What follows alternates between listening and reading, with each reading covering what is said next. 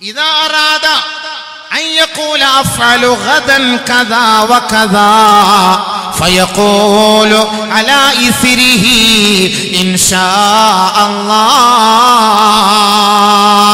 നാളെ ഞാൻ ഇന്നത് ചെയ്തു കൊള്ളാം, നാളെ ഞാൻ ഇന്ന സ്ഥലത്തേക്ക് യാത്ര തിരിക്കും, നാളെ രാവിലെ ഞാൻ ദുബൈക്ക് പോകും, നാളെ രാവിലെ ഞാൻ ഹോസ്പിറ്റലിലേക്ക് പോകും, നാളെ രാവിലെ നമുക്ക് കാണാം. ഇതുപോലെ നിങ്ങൾ ഏതെങ്കിലും ഒരു കാര്യം സംസാരിച്ചാൽ ഫയഖൂലു അലാ ഇസ്രിഹി, അത് പറഞ്ഞതിന് ശേഷം അവൻ പറയട്ടെ ഇൻഷാ അല്ലാഹ്. ഇൻഷാ അല്ലാഹ്, ഇൻഷാ അല്ലാഹ് എന്ന് പറയണം. ഇൻഷാ അല്ലാഹ് എന്ന് പറയാതെ ഒരു കാര്യം ഒരാൾ സംസാരിക്കാൻ പാടില്ല. ولا تقولن لشيء إني فاعل ذلك غدا إلا أن يشاء الله. ഇന്നത് നാളെ ഞാൻ ചെയ്യുമെന്നൊരാൾ പറഞ്ഞാൽ അത് ഇൻഷാ അല്ലാഹ് എന്ന് പറഞ്ഞിട്ടേ പറയാവൂ. അല്ല പറയല്ല.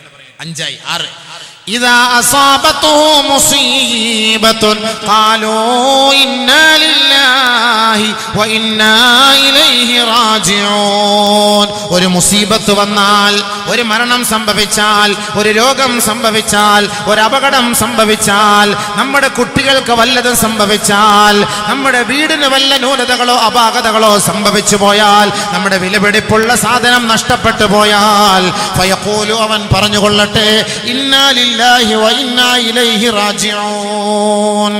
അവൻ പറയണം. അല്ല മരിക്കുമ്പോൾ മാത്രമല്ല പറയേണ്ടത്, നമ്മളിത് മരിക്കുമ്പോൾ മാത്രം പറയുന്നത് അല്ല. അസാബത്തു മുസീബ, ഒരു മുസീബത്താണ്. കറണ്ട് പോയി ഇന്നാ ലില്ലാഹി വ ഇന്നാ ഇലൈഹി റാജിഊൻ.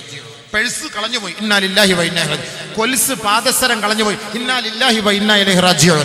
ഭർത്താവിന്റെ ഇഖാമ നഷ്ടപ്പെട്ടു പോയി ഇന്നാ ലില്ലാഹി വ ഇന്നാ ഇലൈഹി റാജിഊൻ. മുസീബത്തുകൾ വന്നാൽ ഇന്നാ ലില്ലാഹി വ ഇന്നാ ഇലൈഹി റാജിഊൻ പറയും. 7 ലാ യസാലു യജ്രി അലാ ലിസാനിഹി, ഓരോ സമയങ്ങളിലും അവന്റെ നാവിലൂടെ ചൊല്ലിയേണ്ട, അവന്റെ നാവിലൂടെ പറയേണ്ട മന്ത്രം ഫി ആനാഇൽ ലൈലി വഅത്റാഫിൻ നഹാർ ലാ ഇലാഹ ഇല്ലല്ലാഹ്. അവൻ പറഞ്ഞു ലാ ഇലാഹ ഇല്ലല്ലാഹ്. ഈ വാക്ക് എപ്പോഴും ചൊല്ലണം. ഇത് എപ്പോഴും ചൊല്ലിയാൽ ഏത് സമയത്താണ് അൽഹംദുലില്ലാ അള്ളാഹു സ്വീകരിക്കുന്നതെങ്കിൽ നിന്റെ മരണം നല്ല മരണമായിരിക്കും. ഈ 7 കാര്യം മൻ ഹഫിള സബ്അ കലിമാത്തിൻ, ആരെങ്കിലും ഈ 7 കാര്യങ്ങൾ കാണാതെ പഠിച്ചാൽ ഫഹുവ ഇൻദല്ലാഹി ശരീഫുൻ വ ഇൻദൽ മലായികതി ശരീഫ്, അല്ലാഹുവിങ്കലും മാലാഖമാരുടെ അരികിലും അവൻ ശ്രേഷ്ഠനാണ്, മഹോന്നതനാണ്. വ ഹയാതുഹു വ മമാതുഹു ഖൈറാ, അവരുടെ ജീവിതവും അവന്റെ തുടക്കവും അവന്റെ ഒടുക്കവും സന്തോഷമായിരിക്കും. വ ഗഫറ ദംബഹു, അവന്റെ പാപം അല്ലാഹു മാപ്പ് ചെയ്തു കൊടുക്കും. അപ്പൊ നമ്മുടെ വിഷയം എന്താ? ബിസ്മില്ലാ. കല്യാണം കഴിച്ചു, ശാരീരികമായി ബന്ധപ്പെടുമ്പോൾ അവൻ ബിസ്മില്ലാഹിർ റഹ്മാൻ റഹീം ചൊല്ലി ആ ദുആ ചെയ്യാതെ ഒരു കാരണവശാലും അവൻ തന്റെ ഭാര്യയെ സമീപിക്കാൻ പാടില്ല. അപ്പൊ അതിലുണ്ടാകുന്ന കുട്ടി റാഹത്തായ കുട്ടിയായിരിക്കും. ആ കുട്ടിയുടെ കടമ എന്താ? കുട്ടി വളർന്നു വരുന്നു. ഒരു ഭാര്യ ഗർഭിണിയായി കഴിഞ്ഞാൽ അവൾ ആയത്തുൽ കുർസി ഓതിക്കൊള്ളട്ടെ. ആയത്തുൽ കുർസി കൂടുതൽ ഓതുമ്പോൾ പ്രസവം റാഹത്താവും. സൂറത്തുൽ ഫലഖ് ഓതണം, സൂറത്തുൽ നാസ് ഓതണം. ഒരു ഗർഭിണിയായ പെണ്ണ് എപ്പോഴും ഓതിക്കൊണ്ടിരിക്കേണ്ട സൂറത്തുകളാണ് അതെല്ലാം. സൂറത്ത് യൂനുസിന്റെ 3 ആയത്തുകൾ, തുടക്കം മുതലുള്ള 3 ആയത്തും അതും പാരായണം ചെയ്യണം. സൂറത്ത് മറിയം ഓതണം. ഒരു ഗർഭിണിയായ പെണ്ണ് ഇതൊക്കെ ഏറ്റെടുക്കേണ്ട ഉത്തരവാദിത്തങ്ങളാണ്. ഇതൊക്കെ ചൊല്ലണം. ഒക്കെ ചെയ്തു കഴിഞ്ഞാൽ അൽഹംദുലില്ലാ ഇടങ്ങേറുകളൊക്കെ മാറും. ഏതെങ്കിലും ഗർഭിണിയായ പെണ്ണിന് അസ്വസ്ഥതയുണ്ട്, ഗർഭത്തിൽ മുഴയുണ്ട്, പ്രശ്നമുണ്ട്, അല്ലെങ്കിൽ കുട്ടിയുടെ കഴുത്തിൽ എന്താ പറയാ കുടല് ചുരുണ്ട് കിടക്കുകയാണ്, അല്ലെങ്കിൽ ഇടങ്ങേറായി കിടക്കുകയാണ്, കുട്ടി തിരിഞ്ഞു കിടക്കുകയാണ്, ഇങ്ങനെയൊക്കെയുള്ള പ്രശ്നങ്ങൾ ഡോക്ടർമാരെല്ലാം പറയുന്നുവെങ്കിൽ ഇഹ്ദിനസ് സിറാത്തൽ മുസ്തഖീം,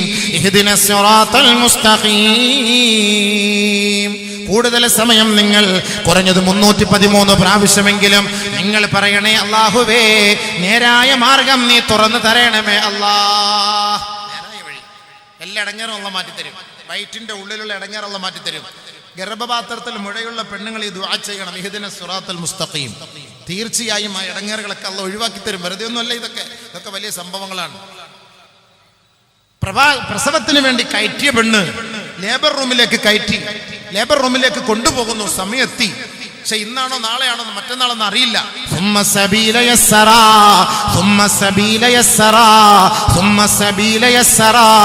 ആ ആയത്ത് ആവർത്തിച്ച് അവൾ ഓതിക്കൊണ്ടേയിരിക്കണം. വഴി എളുപ്പാക്കണേ അല്ലാ, വഴി എളുപ്പാക്കണേ അല്ലാ, വഴി എളുപ്പാക്കണേ അല്ലാ.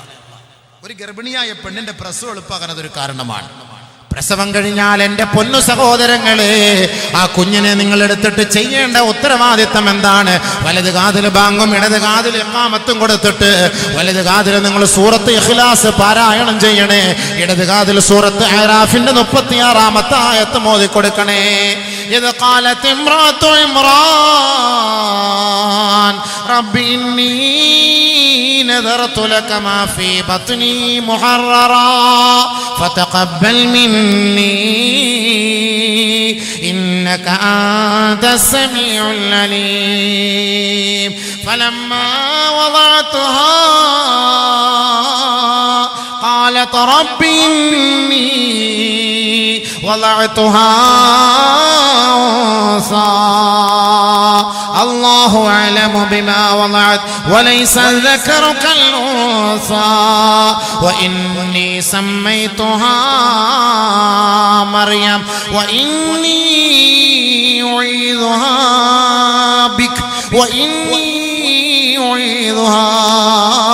بك وذريتها من الشيطان الرجيم. ആ കുട്ടിയുടെ ഇടത് കാതിൽ ഈ ആയത്ത് നിങ്ങൾ ഓതിക്കൊടുത്താൽ ഇന്നി ഉഈദുഹാ ബിക വദുർരിയതഹാ മിനശ് ശൈത്താനിർ റജീം. അല്ലാഹുവേ, നീ എനിക്ക് തന്ന എൻ്റെ പൊന്നോമനക്ക് ഞാൻ മറിയമെന്ന് പേരിടുകയാണ്. അല്ലാഹുവേ, ഞാൻ ദുആ ചെയ്യുന്നു നാഥാ, അവളെ പിശാചിന്റെ ശർറിൽ നിന്ന് സംരക്ഷിക്കണേ അല്ലാ. അവളെയും അവളുടെ സന്താന പരമ്പരകളെയും പിശാചിന്റെ ശർറുകളെ തൊട്ട് നീ കാത്തുകൊള്ളണേ അല്ലാ. നിന്നോട് അഭയം തേടുന്നു അല്ലാ എന്ന് ഓരോ സഹോദരിമാരും സഹോദരങ്ങളും തന്റെ മക്കളോട് ദുആ ചെയ്തു കൊള്ളട്ടെ. ആരെങ്കിലും ഈ ഒരു ആയത്ത് തന്റെ മക്കൾക്ക് ചെവിയിൽ ഓതിക്കൊടുത്താൽ ആ കുട്ടി വ്യഭിചരിക്കുകയില്ല, ഒളിച്ചോടുകയില്ല. വ്യഭിചരിക്കുകയില്ല, ഒളിച്ചോടുകയില്ല. അല്ലാഹ് സംരക്ഷിക്കും. കാരണം എന്താ? തുടക്കത്തിലെ ദുആ ചെയ്തു. എന്താ ബാക്കി സമയമായോ? നിർത്താൻ സമയമായോ? അങ്ങനെ പറയണം കേട്ടോ. നിർത്താൻ സമയം അപ്പോഴേ പറയണം. അല്ല കൈ വെക്കണം. അൽഹംദുലില്ലാഹ് 11 വരെ. ഓക്കേ, ശരി, ഇൻഷാ അല്ലാഹ്. അതുകൊണ്ട് ഇന്നി ഉഈദുഹാ ബിക വദുർരിയതഹാ മിനശ് ശൈത്താനിർ റജീം. ശൈത്താന്റെ ശർറിനെ തൊട്ട് അവളെയും അവളുടെ സന്താനത്തെ നീ കാത്തുകൊള്ളണേ അല്ലാ എന്ന് ദുആ ചെയ്യണം. അപ്പോൾ ഓള് പ്രസവിച്ചാൽ അവളുടെ കുട്ടിയിൽ എന്ത് കിട്ടും? അതിന്റെ ബർക്കത്ത് ഉണ്ടാവും. ഇനിയുള്ള ബാച്ചിലേഴ്സ് കഴിഞ്ഞതൊക്കെ കഴിഞ്ഞു. അതിനിപ്പോ ഓതിട്ട് വലിയ കാര്യമൊന്നുമില്ലല്ലോ. വെട്ടാൻ പോകുന്ന പോത്തിന് വേദം ഓതിട്ട് കാര്യമില്ല എന്ന് പറയുന്ന പോലെ അത് സംഭവം കഴിഞ്ഞു. ഇനിയുള്ള നിങ്ങളുടെ പെണ്ണുങ്ങന്മാര് ഗർഭിണികളാണെങ്കിൽ ഈ പറയപ്പെട്ട ആയത്തുകളൊക്കെ ഓതണം. എന്നിട്ട് അത് കുട്ടി ജനിക്കുമ്പോൾ മറക്കാതെ സൂറത്തുൽ ഇഖ്ലാസ് ഈ ആയത്ത് ഓതണം. ആ കുട്ടി ഒളിച്ചോടുകയില്ല, ഇൻഷാ അല്ലാഹ് വ്യഭിചരിക്കുകയില്ല, ഉറപ്പാണ്. പണ്ട് പറഞ്ഞുതരാൻ കാരണവന്മാരില്ലാതെ പോയത് കൊണ്ടാണ് ഇപ്പോൾ ഈ പ്രശ്നം, ഈ ഒളിച്ചോട്ടം നടക്കുന്നത് സംഭവം. ഇനിയിപ്പോൾ ഒളിച്ചോടുന്ന പെണ്ണുങ്ങന്മാരെ നോക്കിയിട്ട് അല്ലാഹ് നീ വിസ്മി ചൊല്ലാത്തവനാണ്, നീ ഔദ് ഓതാത്തവനാണ് എന്ന് പറഞ്ഞ് കളിയാക്കാൻ നിൽക്കണ്ട. അപ്പോൾ ഇനിയുള്ള നമ്മുടെ ഭാവി സന്താനങ്ങളെ അതിൽ നിന്ന് സംരക്ഷിക്കാൻ വേണ്ടി നമ്മൾ ഓരോരുത്തരും ഓതണം ഇൻഷാ അല്ലാഹ്. അതൊക്കെയാണ് ഇത് പറഞ്ഞു തരുന്നത്. ഇത് നമ്മുടെ ഓരോ മാതാപിതാക്കളുടെയും ഉത്തരവാദിത്തങ്ങളും അവരുടെ കടമകളും അവരുടെ കടപ്പാടുകളുമാണ്. ഭാര്യമാർ പ്രത്യേകം ശ്രദ്ധിക്കണം. നിന്റെ ഭർത്താക്കന്മാർക്ക് വേണ്ടി നീ ദുആ ചെയ്യാത്ത നിന്റെ നമസ്കാരം അല്ലാഹു സ്വീകരിക്കുകയില്ല. ഭാര്യമാർ ദുആ എടുക്കണം. ഏറ്റവും വലിയൊരു കടമയല്ലേ, ഏറ്റവും വലിയൊരു കർത്തവ്യമല്ലേ ഭാര്യമാരുടെ ദുആ. إذا هربت من دار زوجها لعنتها الملائكة حتى ترجع إلى بيتها أو كما قال حبيبنا شفيعنا رسول الله. തന്റെ ഭർത്താവിന്റെ അനുവാദമില്ലാതെ തന്റെ വീട്ടിൽ നിന്ന് പുറത്തേക്ക് പോകുന്ന പെണ്ണുങ്ങളെ, സഹോദരിമാരെ, അവളുടെ മേൽ അല്ലാഹുവിന്റെ ശാപമാണ്. അവൾ തന്റെ ഭർത്താവിന്റെ പുറയിലേക്ക് മടങ്ങി വരുന്നത് വരെ അല്ലാഹുവിന്റെ കോപം ഇറങ്ങുമെന്ന് ഹബീബുനാ റസൂലുള്ളാഹി. വഇന്നൽ മർഅത ഇദാ സല്ലത്ത് വലം തദ്ഉ ലിസൗജിഹാ ലം തുഖ്ബൽ സലാത്തുഹാ ഹത്താ തദ്ഉ ലിസൗജിഹാ ഔ കമാ ഖാല റസൂലുള്ളാഹി ഏതെങ്കിലും ഒരു പെണ്ണ് അവൾ നമസ്കാരം കഴിഞ്ഞ പാടെ തന്റെ ഭർത്താവിന് വേണ്ടി ദുആ ചെയ്യാതെയാണ് ആ നമസ്കാരം അവൾ പൂർത്തീകരിച്ചതെങ്കിൽ അല്ലാഹുവിന്റെ പ്രവാചകൻ പറയുന്നു ലം തുഖ്ബൽ സലാത്തുഹാ, അവളുടെ നമസ്കാരം അല്ലാഹു സ്വീകരിക്കുകയില്ല. ഹത്താ തദ്ഉ ലിസൗജിഹാ, തന്റെ ഭർത്താവിന് വേണ്ടി ദുആ ചെയ്യാത്ത ഒരു ഭാര്യമാരുടെ നമസ്കാരം അല്ലാഹു സ്വീകരിക്കുകയില്ല.